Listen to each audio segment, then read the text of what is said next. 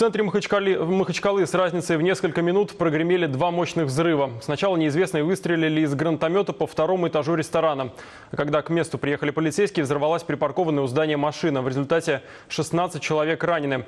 В МВД говорят, что одна из версий произошедшего – криминальные разборки. Амар Магомедов передает из Махачкалы.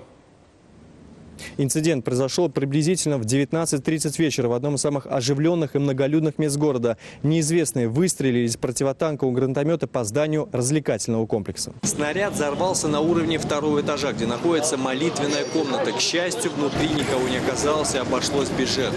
По рассказам очевидцев, стрелявших было двое. Выстрелив из гранатомета, они убежали в сторону частного сектора.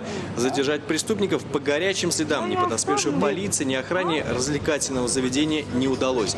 А спустя 20 минут, когда на место происшествия съехались представители силовых ведомств, прогремел второй взрыв в припаркованной у торца здания машине. По предварительным данным, мощность бомбы составила около 50 килограммов в тротиловом эквиваленте. Взрывное устройство находилось в салоне автомобиля и было начинено поражающими элементами, гвоздями и обрезками арматуры. Кадры из эпицентра взрыва. Кузов соседней машины в сквозных дырах.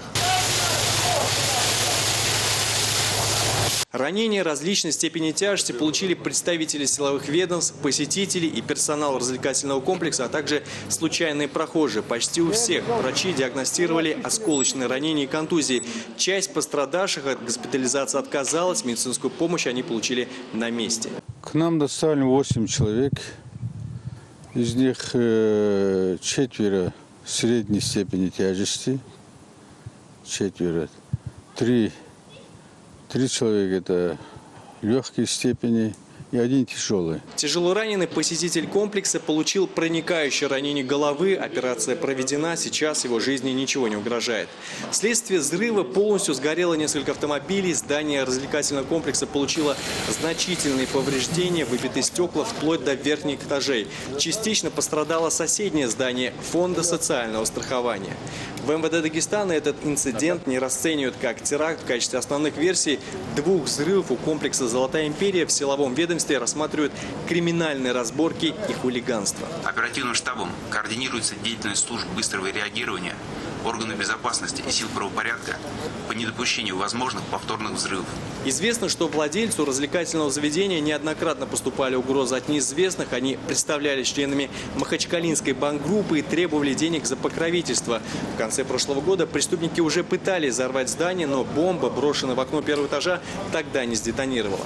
Возбуждено уголовное дело сразу по 5 статьям Уголовного кодекса, в том числе посягательство на жизнь сотрудников правоохранительных органов, покушение на убийство общеопасным способом и незаконный оборот оружия. В связи с взрывами в развлекательном комплексе полиция Махачкалы и силовые ведомства республики переведены на усиленный режим несения службы.